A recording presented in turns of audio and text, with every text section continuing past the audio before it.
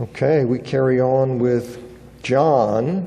All right, so for whatever reason, when Jesus learned that the Pharisees had heard of his rising popularity, he chose to return to Galilee from Judea. And in doing so, he traveled through Samaria. As you can see, Samaria is between Judea and Galilee. So that was the straightest route. So he travels through there. And he came to the town of Sychar in Samaria, which John notes was near a field that Jacob had given to his son Joseph. And we see in Genesis 32, Joshua 24:32, that field that was given is in Shechem. So we know that Sychar is near Shechem.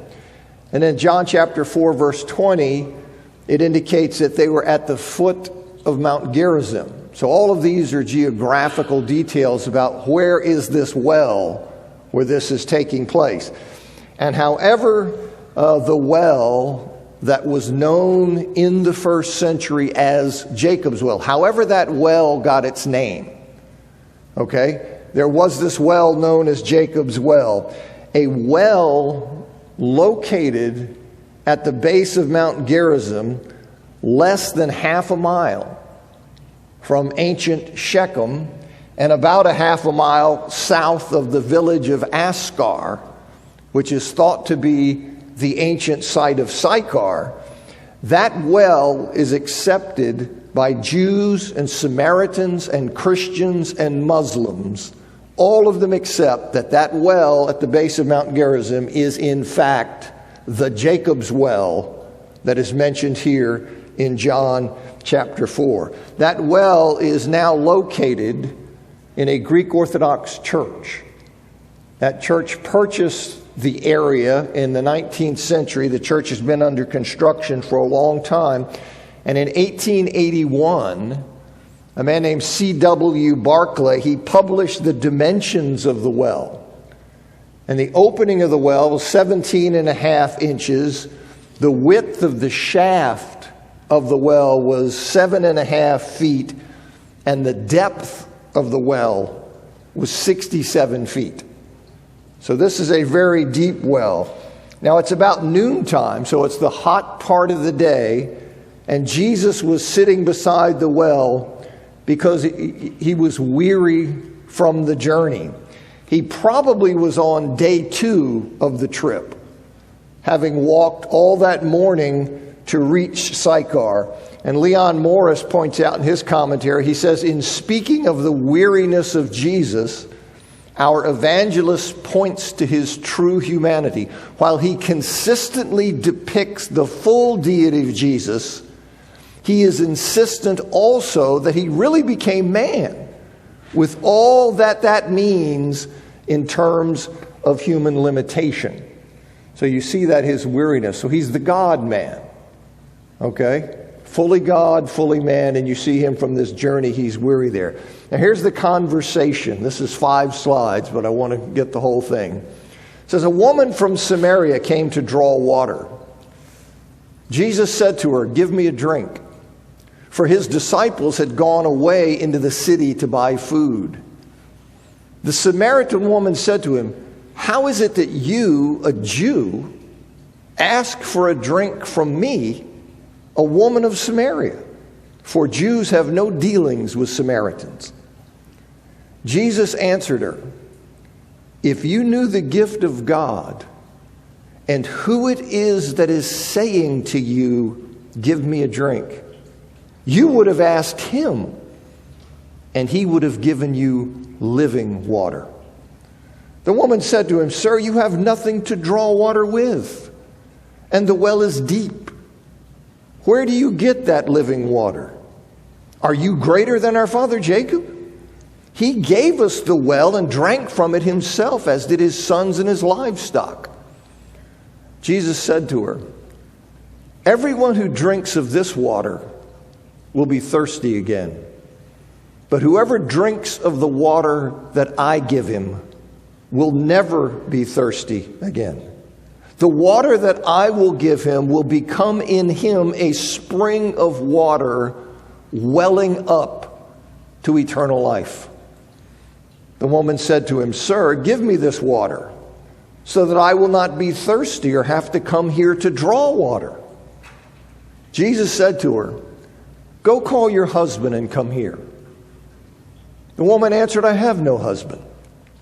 Jesus said to her, "You're right in saying I have no husband, for you have had 5 husbands, and the one you now have is not your husband. What you've said is true." The woman said to him, "Sir, I perceive that you're a prophet. Our fathers worshipped on this mountain, but you say that in Jerusalem is the place where people ought to worship." Jesus said to her, "Woman, believe me, the hour is coming when neither on this mountain nor in Jerusalem will you worship the Father. You worship what you do not know. We worship what we know, for salvation is from the Jews. But the hour is coming and is now here when the true worshipers will worship the Father in spirit and truth. For the Father is seeking such people to worship him. God is spirit, and those who worship him must worship in spirit and truth." The woman said to him, "I know that Messiah is coming, who is called Christ. When he comes, he will tell us all things." Jesus said to her, "I who speak to you am he." Just then his disciples came back. They marveled that he was talking with a woman, but no one said, "What do you seek?" or "Why are you talking with her?" So the woman left her water jar, and went away into town and said to the people, "Come see a man who told me all that I ever did. Can this be the Christ?" They went out of the town and were coming to him. So here is the encounter that we have here. We have this Samaritan woman. Jesus is here resting at the well, weary from the journey. And we have a Samaritan woman apparently alone, and she comes to draw water from the well. Now, normally women would do this in a group, and they would do it either in the morning or in the evening when it was cooler. So here is this woman who comes in the middle of the day, right in the middle of the day, when you wouldn't expect her to be drawing water, and she is apparently alone. Now, this could be because she had been shamed for her behavior. In other words, she may be coming at a time when nobody's going to be there. She's not with other women in the morning or the evening. She's coming by herself in the middle of the day because she was an outcast. Now, that's not said. I understand all that. But here she is coming in the middle of the day. So maybe she's doing that because we know the kind of life she's living, and that she could have been cast out or just shamed by her neighbors. Now, as Colin Cruz says, in the culture of that day, it was strange for a man to initiate conversation with a woman in public, a woman he doesn't know. So it's strange for a man to initiate a conversation with a woman in public, something noted by Jesus' disciples in verse 27. But Jesus asked this woman. He takes the initiative and speaks to her and asks her to give him a drink. And he does so, we're told in verse 8, because his disciples were not with him at the well. You see, they had gone into town, into the city. They'd gone there to buy food. Otherwise, one of the disciples would have obtained water for him. You see, so that's what it says here. It says, for his disciples is going. He tells this woman. Otherwise, see, they weren't available to do this for him. They would have obtained the water for him. And he couldn't do it himself because, as the woman observes in verse 11, he has nothing with which to draw water from the deep well. So he's just there like this. His disciples, who have whatever gear they needed, they're gone. And here's the woman. So he says, give me a drink. Give me a drink, because he has no means of drawing the water out.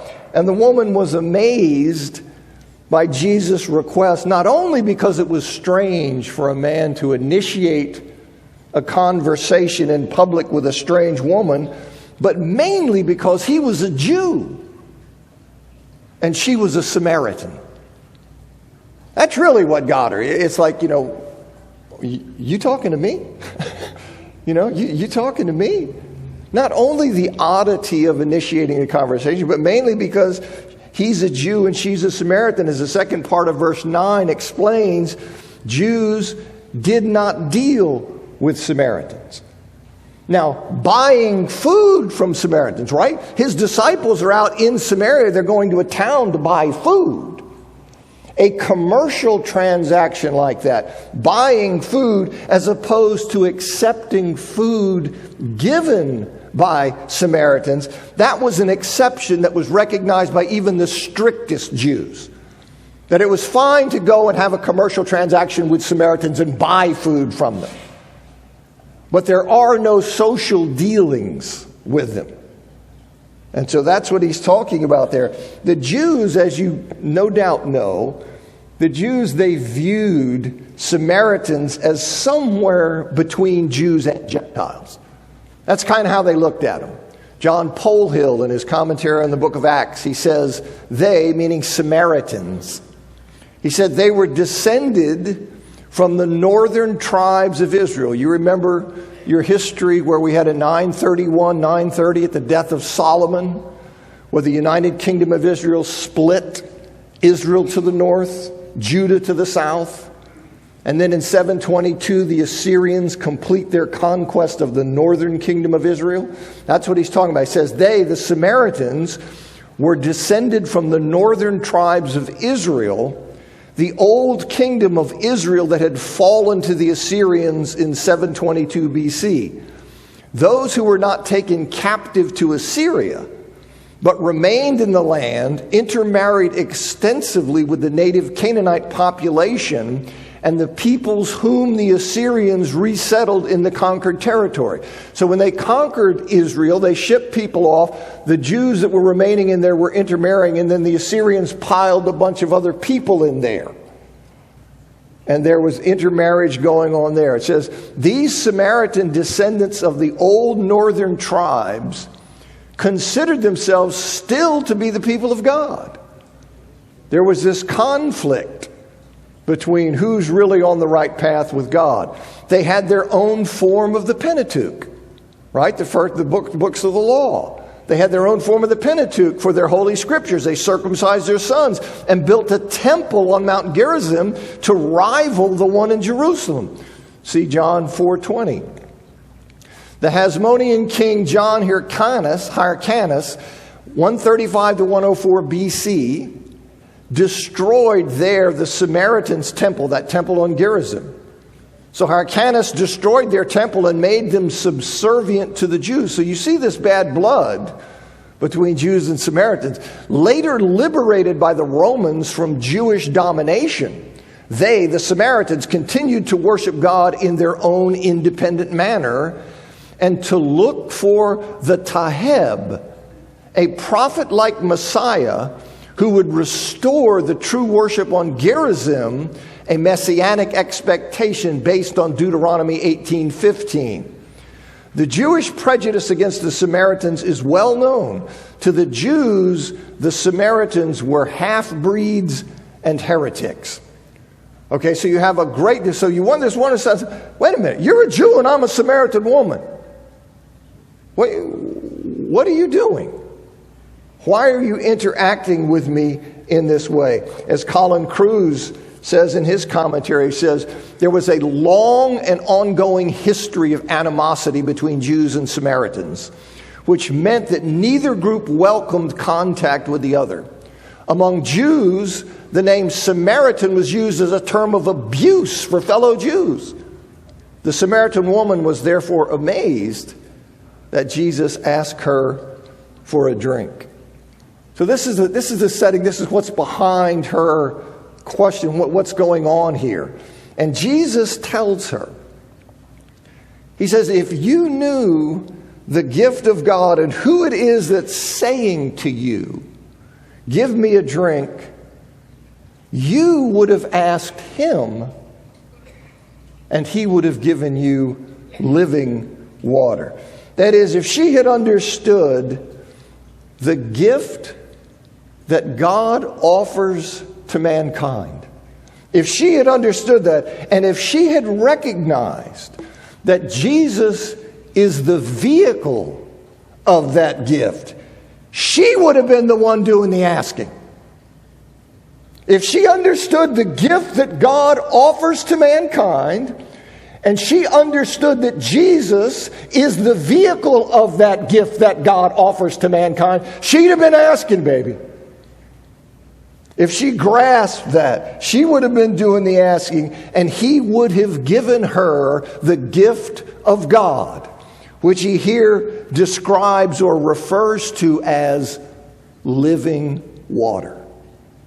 Okay? Now, living water in normal usage, normal parlance, living water meant fresh, running water. Okay, not stagnant, not polluted, fresh, running water, especially that bubbling from a spring. That's living water. But because of the great value and benefit of living water in a desert climate, that phrase, that notion of living water, it took on a metaphorical sense of a great spiritual blessing. You see how that would happen, right? I mean, this running water is life itself in a desert climate. And so it takes on this metaphorical sense of a great spiritual blessing, the specifics of which varied with the context. Just precisely what is meant by the metaphorical sense of this spiritual blessing of living water can vary. In fact, Yahweh calls himself in Jeremiah chapter 2, verse 13, the fountain of living waters. And he's called the fountain of living water in Jeremiah chapter 17, verse 13. Zechariah chapter 14, verse 8 declares that on the day of the Lord, living waters shall flow out of Jerusalem.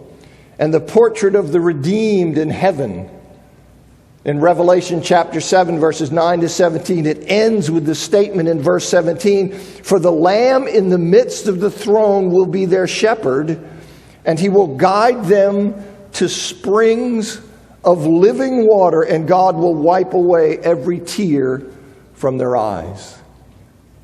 As we'll see in verses 13 and 14, Jesus indicates that this living water of which he's speaking is something that will be perpetually satisfying. You see, a notion that is reinforced by the statement, it will become a spring of water, and it will result in eternal life for those who receive it. See, the living water, what he's using this for, living water, it's all that is involved. It's all that is involved in granting eternal life, which includes the renewing gift of the Spirit. You see, all of which is mediated by Jesus. He is the instrument. He is the vehicle. He is the one who is providing all of these blessings of God. What he's labeled here as living water, the gift of God, the spiritual blessings, if you knew the gift of God and who it is who's speaking to you, you would have asked him. Well, the woman understands Jesus, see, only at the surface level. You know, I mean, life is hard, right? I mean, she's out here living and actually getting water all the time. This is where her mind is. And she understands him only at the surface level, and she's incredulous that he would claim to provide living water for her when he has no means to draw water from the deep well. He's sitting there like this. He has no way of drawing water from the well, and yet he's talking about providing her living water. And she's absolutely incredulous about it. See, that spring, Jacob's well, that well was supplied with living water from an underground spring. And so, yes, she understands there's living water accessible through this deep well, but you got nothing. So how are you going to be giving me living water? without access to the water of this well, which you obviously do not have. And she suggests by her question, you see, that for him to claim to be able to do that, for him to be able to claim that he could provide fresh water at that site without resort to the well, well, that was to claim that he was greater than Jacob. Because Jacob found it necessary to dig a well there to provide living water for his family, himself, and his livestock. You, with no access to the well, no access to that living water, are claiming to be able to provide. Well, that makes you greater than Jacob because he couldn't do that. He had to dig the well. So what are you better than Jacob? You can provide living water without the well, whereas Jacob had to dig the well. So this is what she's talking about. And Jesus tells her that he's talking about a different kind of water. You see, and I have sympathy for this lady. Like I said, she's living in a difficult life. She's down here living with the practicalities. I got to drink, I got to have water. So this is where her mind runs. But Jesus, he tells her that he's talking about a different kind of water than what can be brought up out of the well. He has something else in mind. The metaphorical water of which he's speaking will be perpetually satisfying and will result in eternal life. But she remains stuck in her misunderstanding. She remains stuck in that, and asks for this literal water that will keep her from ever being thirsty and eliminate the need to go to the well to draw the water out. So she's still thinking something that is physical, literal, that's going to slake her thirst forever, like a potion or something. Let me have this, I'll never be thirsty again, and therefore I will never need to come and draw water out as well, because frankly, I'm tired of this. This job is killing me. Okay, so she still is stuck in that, and that's how she's thinking. And Jesus then asked her to go and get her husband. Isn't that right? So here they're having this discussion about this thing, and he says, go call your husband and come here. You go get him, and you guys both come back here. All right, as Grant Osborne says, Jesus made an abrupt change of direction, but again, it was carefully calculated. For it forced her to come face to face not only with who she was, she already knew that, but with who he was. You see, that's what that's what's going on. And the woman replied. She says to Jesus, she says, "I have no husband. Go get your husband and come back here. I don't have a husband." And she's hoping to shut down the conversation. That's the answer. I don't have a husband. That's so. She's figuring that's gonna be it. But she's hoping to shut that down. Any further exploration, talk along those lines. But Jesus responded, "You're right. You're right in saying I have no husband, for you have had 5 husbands, and the man you now have is not your husband." So that's true. I mean, yeah, that's right. You don't have a husband. So he goes through that. Now, her statement that she has no husband, right, it's true, but it conceals the fact that the man she now has, in the same way she had 5 husbands in a sexual relationship, is not someone she had married. In other words, she is in an immoral sexual relationship with this person. Now, Jesus calls out her sin, you see, not merely, like Osborne says, not merely to awaken her to her spiritual need. I'm sure she knew of her spiritual need.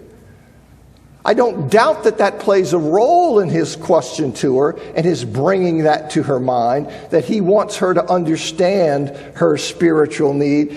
But he's also revealing to her, his supernatural knowledge of her situation to draw her to a realization of who he is. He wants to pull her to see. If you knew who it was who was asking you, you'd have been doing the asking. He said, go call your husband. I don't have a husband. That's true. You don't have a husband. In fact, you've had 5. And the guy you're living with now is not your husband. So yes, that brings up to her, yes, I'm living this sinful life. But it also shows, how did he know that? I meet this Jew at a well, never seen him in my life. And Jews and Samaritans don't have anything to do with one another. It's not like he's hobnobbing with my pals. How did he know that? Oh, how did he? You see? How did he know that? You see? He reveals his supernatural knowledge of her situation. See, he knows her complete and complicated marital history and her current living arrangement, despite the fact he's a total stranger. Now that's pretty impressive. It's at least curious how this is happening. And his supernatural knowledge prompts the woman to acknowledge that he is a prophet. He is someone gifted with divine insight. Right? When he says that, the woman said, Sir, I perceive you're a prophet. How did she perceive that? She perceived it because he never met her, and then he's telling her all about her life. She says, there's something going on here. This isn't like somebody you just bump into at the grocery store. This guy knows stuff he has no way of knowing. So she perceives that he is a prophet. And then she immediately deflects the conversation. You see, by mentioning a long-standing religious dispute about where's the proper temple to worship. She had her folk, Samaritans, who said, no. This temple at Gerizim's the real deal. You Jews, on the other hand, say the temple in Jerusalem is the real deal. Long dispute. In fact, you even destroyed our temple. You see, we say it's here, you say it's there. So she starts off to deflect the conversation by raising this long-standing religious dispute. And she does so, you see, perhaps as a veiled justification of her immorality. And you say, well, how would that be? What would be the connection? Here's what N.T. Wright says. I think it's interesting. He's speaking for the woman. I was brought up to think that this mountain here in Samaria was God's holy mountain. But you Jews think yours is the right one. Then Wright comments, implication. We can't both be right. Maybe nobody knows. Maybe nothing is that certain. And maybe the hidden punchline of the argument, the morality we were taught, is equally uncertain. Now, I can't prove that's right, but it's interesting to me to just throw up this idea, you say this, I say that, everything's in flux, nobody can know anything, words don't mean anything, how you going to say, how you going to know? Maybe that's lurking back behind that. Now, Jesus takes her mention of the religious dispute as an opportunity to reveal his identity further. He responds to her authoritatively. In Mark chapter 1, verse 22, it says that they were astonished at how Jesus taught.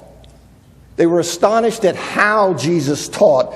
He taught as one who had authority and not as the scribes. See, the scribes apparently taught by citing previous teachers as authoritative voices, by appealing to their various authorities to construct an argument. It's very similar to the way lawyers today argue in court.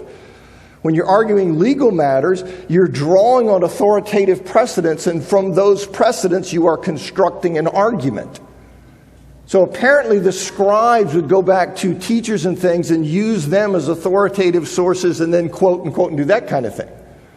Jesus doesn't do that, see? He doesn't support his teaching basing it on appeals to other people. Rather, he taught based on his inherent and transcendent authority as the Messiah and as the fulfiller of the Old Testament.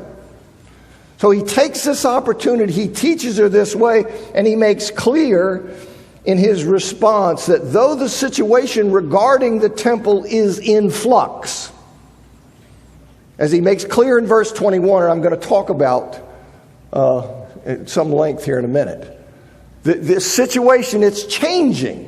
Though that situation is changing, the Jews, he makes clear, they were in fact correct. They were correct regarding the status of the Jerusalem temple.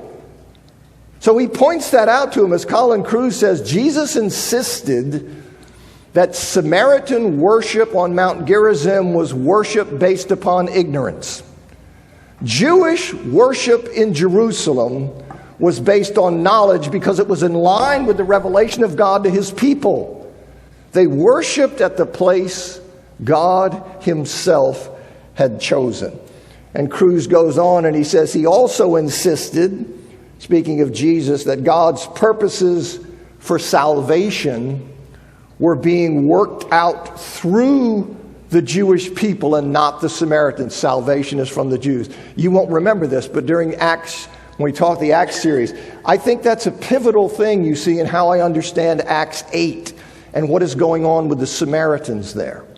You remember I talked about they come up, they're baptized, yet the gift of the Spirit is delayed until Peter and John are sent. These Jews who go up from Jerusalem to lay hands on the Samaritan believers, and then they receive the Spirit. And what I think is going on there, see this historic split where Samaritans kept saying, listen, we're the real people of God, we're the real people of God. I think God is there teaching them that no, Samaritans, do you see in terms of the new covenant in the church, you are derivative, just like the Gentiles. You see, and that was the signal in the Jews going up and for them to, so don't start this same kind of thing that you started in the old covenant. You are derivative. Jews are the nucleus. Okay, I think that's, anyway, that's kind of an aside, but I think it's important. So Jesus, he says, look, that the purposes of salvation, see, salvation is from the Jews, not the Samaritans. And what Jesus tells the woman in verses 21 to 24, this is the starting point, really, for appreciating that the new covenant did away with the material, external worship rituals of the Jewish temple. Jesus' words here have major implications for Christian worship. Okay? But those implications today, they are unappreciated or they are ignored. And I'm going to expand on that, and this is the way this happens. I don't have enough time to get through what I want to say about this. The bell will ring, so you'll have a part of what I'm going to say, and I'll come back and try to remind you of it. But hey, that's life under the clock. Okay, so I'll just talk, say what I can. Next week, if I'm still here, we'll carry on. All right, the first thing to recognize. So take this. This is me expounding on a significant aspect of 4:21 to 24. I'm gonna just do a little excursus, a little side point. All right, John is not sitting here explaining all this. This is me going off on a riff. Okay, we'll come back to John, but I think this is important. All right, so the first thing to recognize is that worship in spirit and truth, in the sense Jesus means. Okay, worship in spirit and truth, in the sense Jesus means, is something new. You see, it's something he is in the process of instituting that was not true of worship under the old covenant. This is clear from the fact he tells the woman in verse 21, the hour is coming. It's future. The hour is coming when God's people will worship him neither on Mount Gerizim nor at the temple in Jerusalem. He's referring to a future time when the practice of worship will be changed. He's referring to the difference, the transition between Old Covenant worship and New Covenant worship. And he speaks of that same time in verse 23, when he says, the hour is coming, repeating the identical phrase, when the true worshipers will worship the Father in spirit and truth. The statements are parallel. You see, the future hour when people will worship neither on Mount Gerizim nor at the temple in Jerusalem is the future hour when the true worshipers will worship in spirit and truth. The parallels can't be missed in my judgment. The parallels can't be missed in verses 21 and 23. Hour is coming, hour is coming. You will worship, true worshipers will worship, neither on this mountain in spirit and truth. Okay, these are the parallels that are there. And since this new practice of worship, to which Jesus refers here in John 4, to this new practice, what he labels worship in spirit and truth, since that is still something future that is only now being ushered in by him in his ministry, he is in the process of bringing in the new covenant.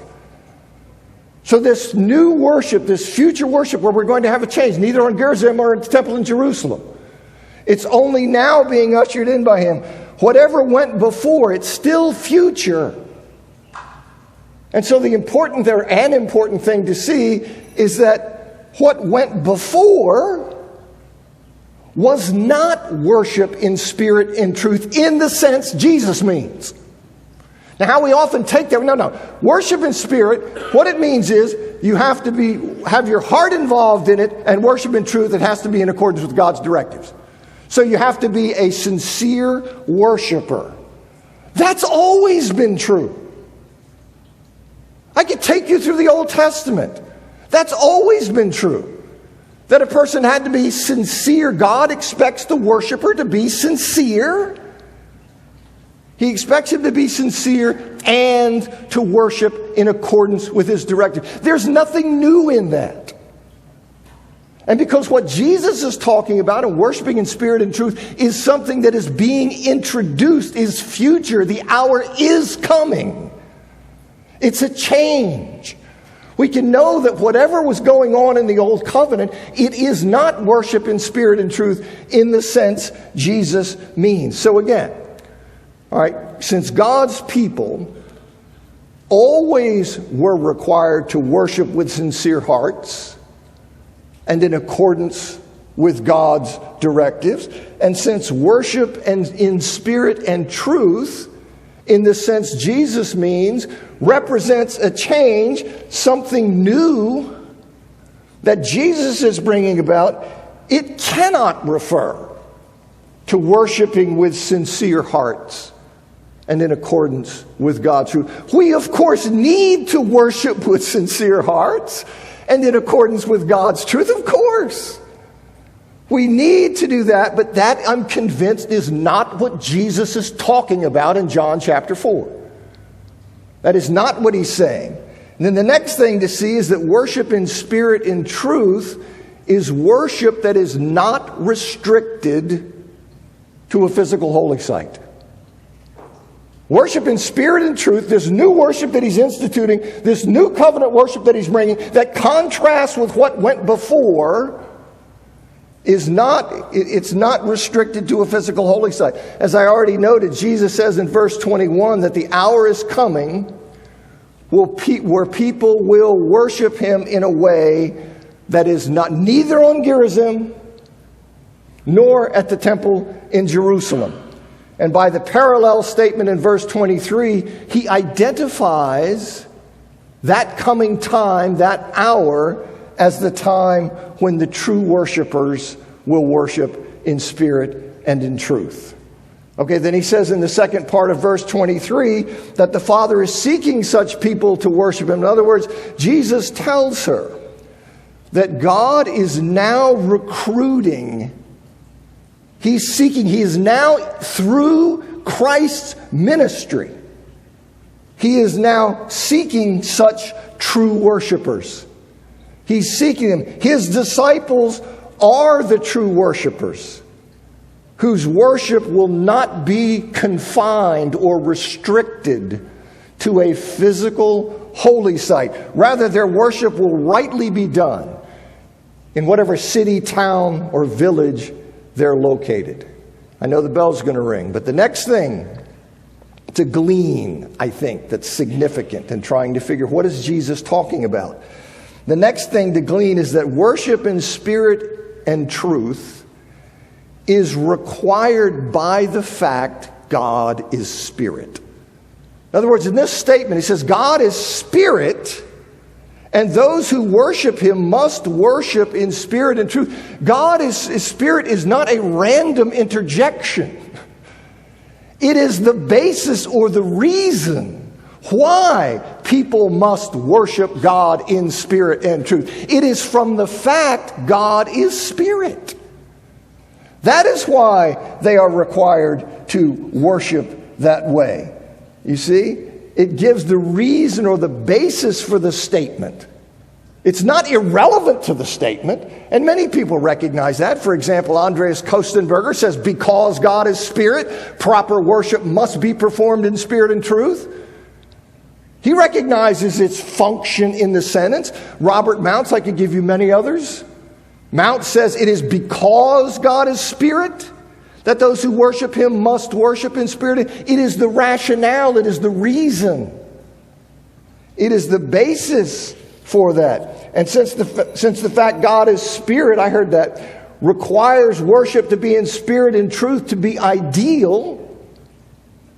And since worship in spirit and truth cannot be restricted to a physical holy site, the fact God is spirit requires that his worship not be restricted to a physical holy site to be ideal. Last slide I'll give you. You see here. Well, here are the parallels. Hours coming.